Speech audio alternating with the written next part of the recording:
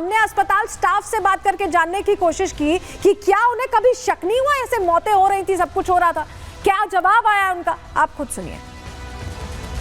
Mission hospital में हम मौजूद हैं, यहाँ पर हॉस्पिटल स्टाफ है, हम उनसे बात करते हैं। मैम, जिन डॉक्टरों पे आरोप लग रहा है उनका नाम क्या है? डॉक्टर एन जॉन कैम है उनका नाम। और वो उनका नाम तो लेकिन नरेंद्र यादव बताया जा रहा है। सर, हम लोग को तो यही मालूम है, उन्होंने अपना नाम यही बताया है। हम उसमें कुछ बोल नहीं सकते कि उनका नाम क्या है। जब वो अपना नाम ये बता रहे हैं तो हम यही जानते हैं। आप ये बताइए, वो कितने दिन यहाँ पर वर्किंग थे, उनकी पोस्टिंग? 1 महीने के करीब थे वो यहाँ पर, ये रहे हैं। और उस दौरान कितने ऑपरेशन उन्होंने किए? सर, एग्जैक्ट तो आंकड़े में नहीं दे पाऊंगी क्योंकि मैं रिसेप्शन में कार्ड बनाती हूँ, परंतु उनने लगभग 15 के करीब ऐसे वो करे हैं। अच्छा, फिर अब वो कहाँ चले गए? सर, हम नहीं बता सकते हैं। यहाँ से वो अचानक से 15 में कितने लोगों की मौत हुई? सर, हमारे अनुसार तो लगभग 3 लोग हैं जिनकी डेथ हुई है। उनके ऑपरेशन से तो नहीं बोल सकते क्योंकि हम नॉन मेडिकल पर्सन हैं, तो मैं नहीं बता सकती। ये बताइए, अब वो फरार हैं, पुलिस केस दर्ज हो गया उनके खिलाफ, उनके दस्तावेज जो है फेक पाए गए, इसके बाद भी यहाँ पे वो काम कैसे कर रहे थे? सर, हमको तो ये नहीं मालूम क्योंकि हमारे जो अधिकार क्षेत्र के बाहर है, कोई डॉक्टर अपॉइंट होता है तो वो मैनेजमेंट के द्वारा होता है। सुना आपने, इनको पता ही नहीं है कि इनके अस्पताल में क्या चल रहा है, एकदम जानकारी नहीं है। यहाँ 7 लोगों की मौत हो गई है। कितने हल्के में लेते हैं ये लोगों की जिंदगी को, कम से कम इससे, ये बातचीत जो हुई है हमारे सहयोगी से, उससे तो यही पता चलता है। लेकिन खुलासा कैसे हुआ, चलिए पूरी जानकारी उससे जुड़ी आपके सामने रखते हैं। क्योंकि स्थानीय व्यक्ति ने NHRC में शिकायत करवाई, तब जाकर ये खुलासा हुआ। उसमें भी एक व्यक्ति ने कराई, 7 लोगों की मौत हुई है। उसमें से एक के परिवार के व्यक्ति ने ये हिम्मत दिखाई। गलत इलाज के कारण मरीज की मौत का उसने आरोप लगाया और दावा किया कि मौत की सूचना थाने को नहीं दी गई, जानकारी छुपा ली गई। परिजनों को बहला फुसलाकर मोटी फीस वसूली गई, उनसे पैसे वसूले गए। बिना पोस्टमार्टम के शव परिजनों को सौंप दिया गया, जिससे किसी को कुछ पता न चले। मामले के तूल पकड़ने के बाद FIR दर्ज कराई गई। बहुत जब दबाव बना तब इस पूरे मामले में FIR दर्ज हुई है। ये और हैरान करती है बात। जरा तस्वीर आपको दिखाते हैं, क्योंकि FIR ही नहीं दर्ज हो रही थी। CMHO को भी होश नहीं था, ऐसा लग रहा है। उनको तो जानकारी नहीं थी पहले कि इस तरह से एक डॉक्टर ऑपरेट कर रहा है। और जब उनसे सवाल पूछा गया तो कैसे आधी रात को के गए FIR दर्ज कराने। सुनिए, आप सुनिए। क्या कारण है सर? पैर पे चढ़ाओगे साहब, इतनी रात में आप आए? दे देंगे भाई, दे देंगे। सर, क्या मामला है? किस मामले में आप इतनी रात में बाहर आए सर? सर क्या कारण है सर? पैर पे चढ़ाओगे क्या सर?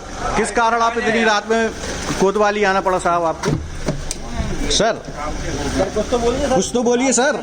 सर बोलिए तो। आप जिम्मेदारियों से भाग रहे हो। आप भाग रहे हो सर? क्या बात है सर? जिम्मेदारियों से भाग रहे हो आप? हाँ, अजय लाल से आपकी मुलाकात हुई है क्या साहब? पैसे लिए क्या अजय लाल से?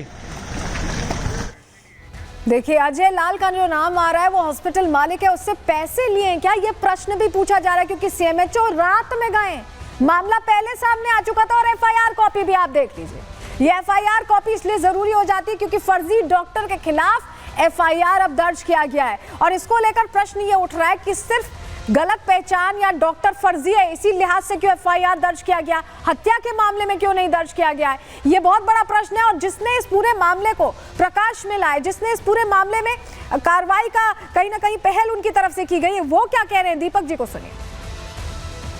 दीपक जी, आपके पास ये शिकायत कब आई और क्या शिकायत आई थी? 12 फरवरी को हमारे पास एक पीड़ित परिवार आया था और उन्होंने ये सारा वृत्तांत हमें बताया था कि यहाँ पे कुछ ऐसा फर्जीवाड़ा चल रहा है, लेकिन विस्तार से हमें पूरी जानकारी नहीं है। आप थोड़ा सा इसके बारे में जांच करिए तो पता लगेगा।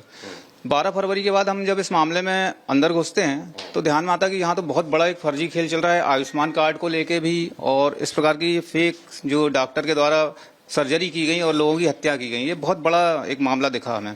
तो उसके बाद फिर हमने इसका पूरा डॉक्यूमेंटेशन तैयार किया और पूरे डॉक्यूमेंटेशन तैयार करने के बाद हमने कलेक्टर महोदय को एक आवेदन दिया, जिसपे कलेक्टर महोदय दमोह ने एक जांच टीम गठित की CMHO को लेके। और लगातार हम 1.25 माह तक उसका वेट करते रहे कि आज प्रतिवेदन आ रहा, आज प्रतिवेदन आ रहा, कुछ कार्रवाई होगी, लेकिन लगातार हमें निराशा मिल रही थी और कोई प्रतिवेदन वहां से आने तैयार नहीं था। फिर बाद में पता चला कि गुपचुप तरीके से जांच प्रतिवेदन कलेक्टर को सौंप दिया गया है। और इसमें हैरान करने वाला खुलासा यह है कि ये सिर्फ दमोह में काम नहीं करता था, ये और जगहों पर भी काम कर चुका है। छत्तीसगढ़, तेलंगाना, जांच में फर्जी डॉक्टर से जुड़ा बड़ा खुलासा ये सामने आया है। हैदराबाद में एक केस दर्ज होने का दावा किया जा रहा है, तेलंगाना में केस दर्ज है, छत्तीसगढ़ के अस्पताल में भी ऑपरेशन इसने किए थे। अब वहां कितने लोगों की जान गई ये नहीं पता। इन ऑपरेशंस में भी कई मरीजों की मौत हुई थी, लेकिन ये पकड़ा नहीं गया। डॉक्टर के पास कार्डियोलॉजी की मान्यता नहीं, कार्डियोलॉजिस्ट के तौर पर मान्यता नहीं है। मध्य प्रदेश मेडिकल बोर्ड में भी ये डॉक्टर रजिस्टर्ड नहीं है, जबकि जहां आप प्रैक्टिस कर रहे होते हैं वहां रजिस्टर्ड होना चाहिए, और ये रजिस्टर्ड नहीं है। उसके बावजूद ये प्रैक्टिस कर रहा था। इसने हैदराबाद में जाने ली, इसने छत्तीसगढ़ में जाने ली, और अब ये मध्य प्रदेश में जाने ले चुका है। और इसके लिए लगातार अब ये कहा जा रहा है कि इसे पकड़ा जाए, इसे जल्द से जल्द पकड़ा जाए। इसको लेकर कई प्रश्न हैं। जो पीड़ित परिवार है वो क्या खुलासा कर रहा है, उनको भी सुनिए। हम देखने गए, उसके बाद थोड़ा देखा और दूर कर दिया। फिर उसके बाद उनको फिर भी दबाने लगे, हम और शीशे में से देख रहे हैं वो दबा रहा है। 4-5 लोग दबाने लगे और खूब बिल्कुल जम से। उसके बाद में फिर उनने वेंटिलेटर पे लगा दिया। फिर उसके बाद सब लोग वहाँ से एक एक करके और जो है अलग हो गए। अच्छा। और उनको दूसरी का शिफ्ट कर दिया। फिर वहाँ से हमने बोला कि भाई क्यों यार परेशान कर रहे हो, और हमको क्या मालूम कि ऐसा क्या है। और सभी तो कह रहे वहाँ के जो स्टाफ बारे लोग रहते हैं जो जान पहचान के नहीं, वो बता ही देते हैं वो तो कि भाई हम इसमें क्या जाने, आप डॉक्टर से पूछिए, डॉक्टर ही छुट्टी करेंगे। तो डॉक्टर क्या करेंगे, डॉक्टर तो पहले ही से भाग गए। कौन डॉक्टर थे? कोई नरेंद्र यादव। वो क्यों भाग गए? वो पता नहीं क्यों भागे, वो गाड़ी उठाई और चले गए। जो उनके जो 7 आदमी थे वो भी धीरे धीरे निकलने लगे। फिर डॉक्टर को फोन लगाया, बोला कि हाँ ठीक है छुट्टी कर दो। अच्छा। तो डॉक्टर को तो पहले पता था कि 11:30 बजे वो खत्म हो गए। तो डॉक्टर ने फिर दोबारा काम किया। इस वजह से हमको थोड़ा सा डाउट हुआ। तो जिस डॉक्टर को भगवान का दर्जा दिया जाता है, वही डॉक्टर जिस पर आप आंखें मूंद कर भरोसा कर लेते हैं, वेरीफाई जरूर करिए, बहुत जरूरी है। क्योंकि इस तरह के फर्जी डॉक्टर मौत के सौदागर बने घूम रहे हैं। रिपोर्ट देखिए।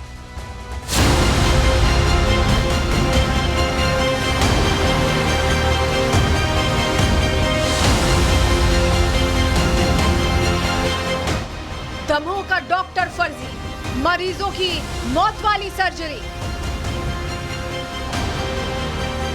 फर्जी डिग्री की आड़, लोगों की जिंदगी से खिलवाड़। खुलासे के बाद डॉक्टर फरार, मामले में दर्ज एफआईआर। जिस डॉक्टर को भगवान का दर्जा दिया जाता है, मरीज आंखें बंद करके विश्वास करते हैं, जिससे जिंदगी की आस जुड़ी होती है। अगर वही डॉक्टर मौत का सौदागर बन जाए, फर्जी डिग्री के आधार पर इलाज करने लगे, तो इसका नतीजा होता है मरीजों की मौत। कुछ ऐसा ही हुआ मध्य प्रदेश के दमोह में, जहां के मिशनरी अस्पताल में एक फर्जी डॉक्टर अपनी पहचान बदलकर नरेंद्र यादव से डॉक्टर एंजोन केम बनकर लोगों का इलाज करता रहा।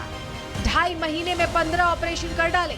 लेकिन हैरान करने वाला खुलासा तब हुआ जब 15 में से 7 लोगों की जान चली गई। जाने गई तो मामले ने तूल पकड़ा। पुलिस प्रशासन से शिकायत की गई, रात के अंधेरे में एफआईआर दर्ज कराई गई। लेकिन सवाल उठता है कि आखिर इन मौतों का जिम्मेदार कौन कौन है? आखिर कैसे एक फर्जी डॉक्टर लोगों का ऑपरेशन करता रहा? किसकी मंजूरी के बाद मिशनरी अस्पताल ने डॉक्टर को ऑपरेशन करने की इजाजत दी? क्या अस्पताल ने डॉक्टर के दस्तावेज की जांच नहीं कराई? क्योंकि नियमों के मुताबिक मध्य प्रदेश में प्रैक्टिस करने के लिए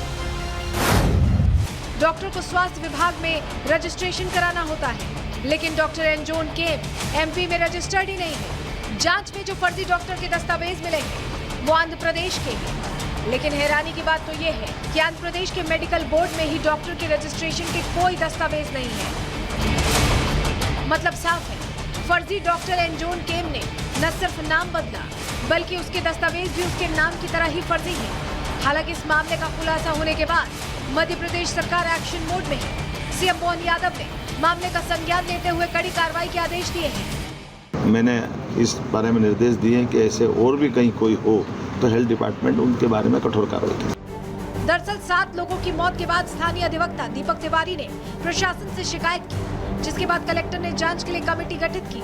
जांच में सामने आया कि रिकॉर्ड में जो डॉक्टर के दस्तावेज हैं वो फर्जी हैं। हालांकि मामला तो लोगों की मौत का था, लेकिन फिर भी कोतवाली पुलिस ने बीएनएस की धाराओं के तहत धोखाधड़ी, दस्तावेजों की हेराफेरी सहित विभिन्न धाराओं में फर्जी डॉक्टर सहित अज्ञात लोगों के खिलाफ मुकदमा दर्ज किया है। हालांकि मामला दर्ज होने के बाद से ही फर्जी डॉक्टर फरार है। डॉक्टर जिसने इलाज किया उसकी डिग्रीज और उसके क्रेडेंशियल्स के फर्जीवाड़े के संबंध में कंप्लेंट आई है। दूसरा, जिन मरीजों की मृत्यु हुई है इलाज के दौरान, उनकी जांच के संबंध में हमें बताया गया है जो कंप्लेनेंट है। इन दोनों ही मुद्दों पर अलग अलग जांचें चल रही हैं। क्योंकि मामला लोगों की जान से जुड़ा है तो राष्ट्रीय मानव अधिकार आयोग की टीम भी दमोह पहुंचकर जांच में जुट गई है। टीम पहुंची तो सर्किट हाउस में पीड़ित परिवार भी अपनी शिकायत लेकर पहुंच गया और मिशन हॉस्पिटल पर गंभीर आरोप लगाते हुए कठोर कार्रवाई की मांग कर डाली। ज्योति रजक का परिवार हमारे साथ है। आपकी पत्नी ज्योति रजक की कब डेथ हुई, कब उन्हें एडमिट किया था आपने? हमने 1 तारीख को एडमिट किया था, सुबह 7 से लेकर 8 के बीच में। फरवरी में? फरवरी। क्या हुआ था उनको? उनको घर पर चक्कर आए थे, थोड़ी 2 चक्कर आए थे, तो हम लोग अस्पताल लेके भागे, आगे मालूम नहीं किया होगा। चक्कर आए थे और एडमिट किया, फिर उसी दिन डेथ हो गई? उसी दिन डेथ हो गई। अब आपकी डिमांड क्या है, मांग क्या है? मांग एक न्याय चाहते हैं। पीड़ित परिवार तो फर्जी डॉक्टर के फर्जी खेल का खुलासा कर ही रहा है। कलेक्टर सुधीर कोचर भी दावा कर रहे हैं कि अभी राष्ट्रीय मानवाधिकार आयोग की टीम की जांच चल रही है, जिसके आधार पर आगे की कार्रवाई की जाएगी। पुनः ये बताना चाहूँगा कि राष्ट्रीय मानवाधिकार आयोग की टीम जो है वो सारी चीज़ों की जांच कर रही है, वो सभी से चर्चा कर रही है और चर्चा करने के बाद, जांच करने के बाद जो निष्कर्ष आएंगे वो यथा समय आप सभी को पता चल जाएंगे। कलेक्टर कार्रवाई की बात कर रहे हैं, लेकिन सवाल प्रशासन पर भी उठ रहे हैं। सवाल उठ रहे हैं कि जब मामला लोगों की जान से जुड़ा हुआ है तो क्यों केवल फर्जी दस्तावेजों को लेकर ही मामला दर्ज किया गया? क्यों केवल फर्जी डॉक्टर को ही आरोपी बनाया गया? क्यों हॉस्पिटल पर एक्शन नहीं लिया जा रहा? यही वजह है कि अब इस मामले में हत्या का केस दर्ज करने की मांग हो रही है। शिकायतकर्ता आरोप लगा रहे हैं कि ये केवल 7 लोगों की मौत नहीं, बल्कि सोची समझी हत्याएं हैं। Bureau report, Republic Bharat.